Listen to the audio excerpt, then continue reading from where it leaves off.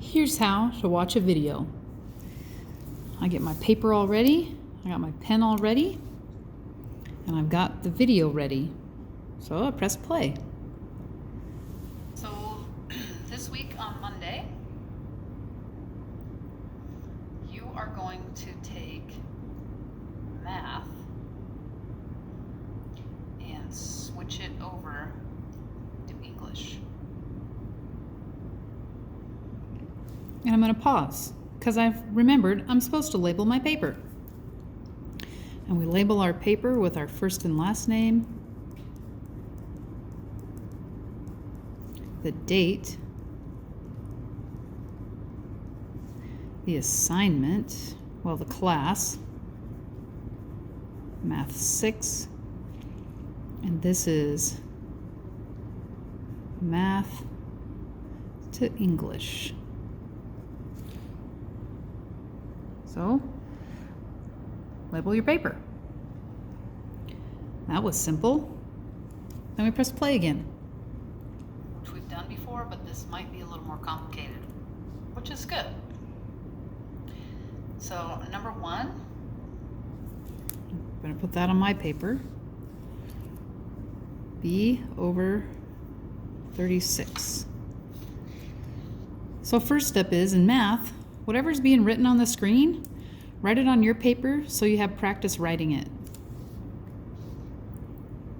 Oh, and pause all the time. how would I write this out in English?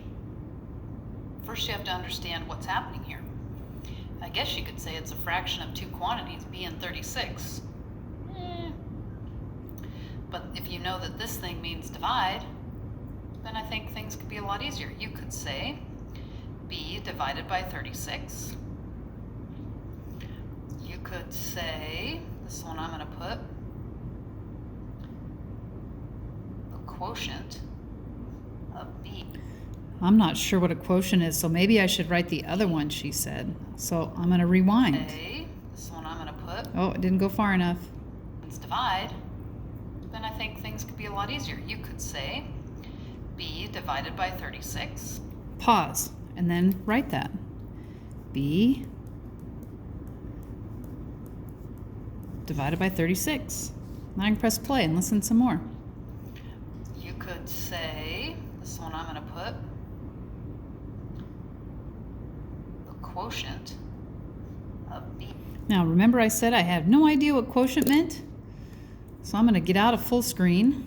I'm going to open a new window, and I'm going to Google that word quotient.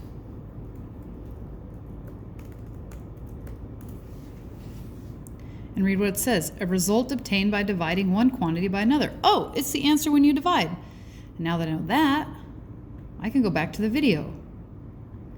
b and 36. Oh, next one. Most of us are pretty good at knowing that subtraction. So a lot of people would take the easy way out and say p minus 66 or p subtract 66, which would all be fine. But try to think, a little creatively here. You could say the sum of p and negative 66, which would Oh, I'm going to write that. She said the sum of p and negative 66. Okay, so that's how you watch a video. Pause all the time. Rewind if you need to. Get out of the video and go look up a term if you need to do that. But if you watch the video and you get to the end of the video and you're still confused, you have the opportunity to watch it again. It's not like when we're live here in person and then you have to raise your hand and ask me nicely to repeat. You don't have to do any of that. You just press pause and make me repeat it. Okay? So when you watch a video, pause, rewind all the time as needed. And also write out all your math. If I'm doing it on the screen, you need to also be doing that on paper. Here's why. When you do the things with your hand, it engages your brain and helps you to remember it and understand it better.